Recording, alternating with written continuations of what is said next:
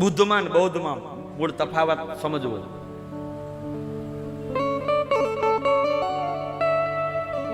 22 અને 23 કોઈ ધર્મ અને મનુ કહે છે, કોઈ હંસ અને હયગ્રીવના રૂપમાં પરમાત્માના અવતારને કહે છે. 24માં અવતાર તરીકે અંતકાળમાં અથાસો યુગ સંધ્યાયામ દસ્યુ પ્રાયેસુ રાજસુ જનિતા વિષ્ણુ નામના કલ્કિર જગતપતિ.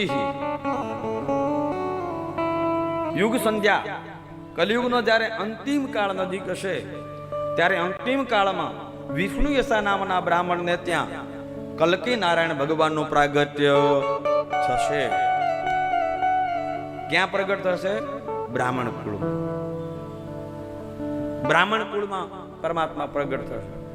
સાહેબ, જેને ત્યાં ભગવાન પ્રગટ થશે એ બ્રાહ્મણ કુળ કેવું હશે વિચાર કરો તમે. કે જેને ત્યાં ભગવાનની ઈચ્છા, એ પાછા યુગના અંતકાળમાં. આજ તમે એમ માનો કે એવા કોઈ બ્રાહ્મણો છે જ નહીં, તો ઈ આમાંથી જ વંશ વેલો ચાલવાનો છે જે છે એમાંથી. તો ભગવાનને પ્રાર્થના ન કરીએ કે કોઈક આપણા કુળમાં જ ભગવાન પ્રગટે, એ પ્રાર્થના ન કરીએ. બ્રાહ્મણ કુળમાં પરમાત્મા પ્રગટ થવાનો છે. એવા તો કોઈક બ્રાહ્મણો બ્રહ્મત્વને સિદ્ધ કરવા વાળા હશે જે અંતકાળ સુધી બ્રહ્મત્વને સાચવશે, કે જ્યાં ત્યાં પરમાત્માને ત્યાં પ્રગટ થવાની ઈચ્છા છે.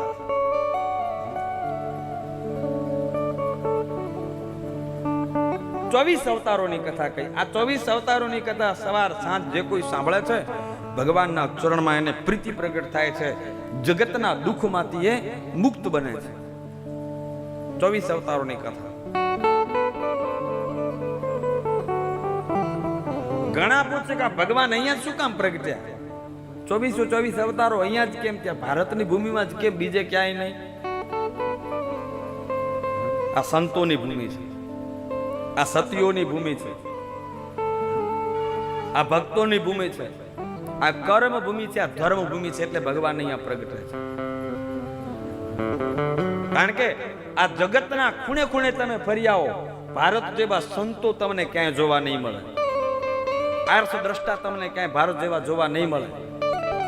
ત્રિકાલજ્ઞ જ્ઞાનીઓ ભારતની ભૂમિમાં તમને મળી જશે.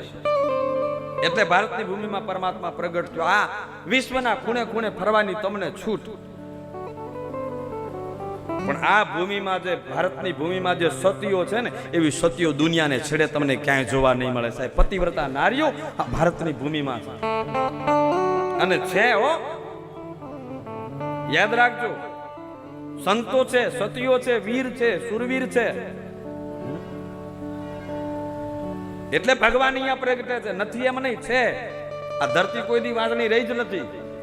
સંત, સુરા, સુરવીર, સતીઓ આ ધરતીમાં છે જ. જો સતીઓ ના હોય, સુરવીરો ના હોય, તો કાલને દાડે તમે જુઓ આ વીર વાસરે પોતાનું માથું કપાવ્યું ગાયો માટે, અને સાહેબ માથું પડી ગયું, અને 35 કિલોમીટર ખાલી જેનું ધડ લડ્યું છે, એ આ ભૂમિમાં થઈ શકે. સાહેબ, આ સનાતન ધર્મમાં થઈ શકે. સુરવીરો આ ભૂમિમાં પડ્યા. એટલે ભગવાન અહીંયા પ્રગટે છે. ભગવાન માટે અનુકૂળ ભૂમિ છે. આપણે બધી જ ખેતી કરીએ છીએ, નથી કરતા? ઘઉં વાવીએ, બાજરો વાવીએ, રાયડો વાવીએ, જુવાર વાવીએ, બધું જ વાવીએ, બધું ઉગે. કેસર ઉગે છે? હે? કેસર નથી ઉગતું. કેમ?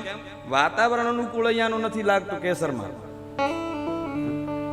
અહીંયાનું વાતાવરણ અનુકૂળ નથી. કેસર ઉગે ક્યાં? કાશ્મીરમાં.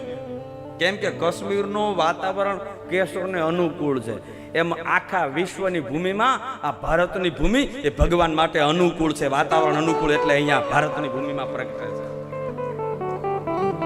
એટલે પરમાત્મા પ્રગટે છે અહીંયા. એમાંય 24 અવતારોમાં પરિપૂર્ણ અવતાર તરીકે જો કોઈ અવતાર પ્રગટ થયો હોય તો કૃષ્ણ પરમાત્માનો છે. 64 કળા પરિપૂર્ણ, 16 અંશ જેમાં પરિપૂર્ણ છે. એ અવતાર જો કોઈ પ્રગટ થયો હોય તો આ ધરતીમાં કૃષ્ણ તરીકે પરમાત્મા પ્રગટ થયો. ઋષિએ પ્રશ્ન કર્યો કે કૃષ્ણ કથા જેમાં સમાયેલી છે, ભાગવતની રચના ક્યાં થઈ, કેવી રીતની થઈ, શા માટે થઈ, એ કથા અમને સંભળાવો. અભિમન્યુના પુત્ર પરીક્ષિતે કથા સાંભળી, સુખદેવજીના મુખેથી એને મુક્તિ મળી ગઈ. એવું આ કથામાં શું છે? શા માટે કથાની રચના થઈ?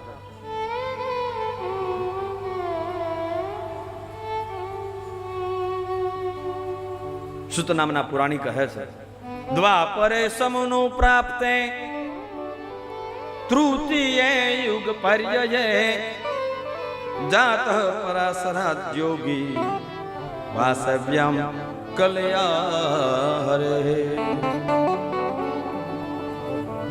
જ્યારે ત્રીજો દ્વાપર યુગ આવ્યો ત્યારે ઉપરીચર નામના વસુથી જન્મેલી સત્યવતી વિશે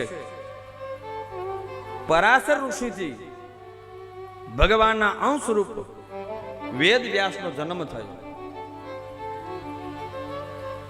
જેણે વેદોનો વિસ્તાર કર્યો, પુરાણોની રચના કરી, ઉપનિષદો જેણે રચ્યા. એક વારનો સમય અને વિવિધ દેશ આસીન ઉદિતે રવિ મંડલે સવારનો પર પૂજા પાઠ, સંધ્યા ઉપાસના કરી અને સરસ્વતીના કિનારે પોતાના સંન્યાપ્રાસ નામના આશ્રમમાં ભગવાન સૂર્યનારાયણને અર્ઘ્ય આપે છે. પણ અર્ઘ્ય આપતા આપતા આપતા જે સૂર્યનારાયણના ઉદયને જોયો, આજનો સૂર્ય એમણે જોયો તો સૂર્ય ઝાંખો, જુદો સૂર્ય ઉગેલો.